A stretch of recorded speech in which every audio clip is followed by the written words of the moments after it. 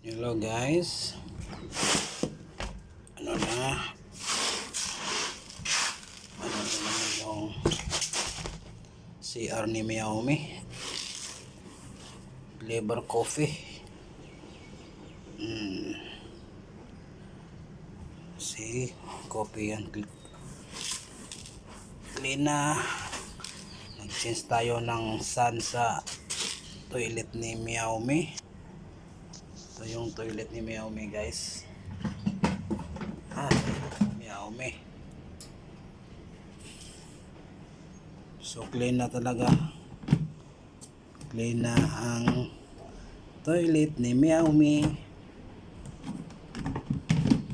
So i-lock natin. So ito yung CR ni Xiaomi guys. Yun sa inside po.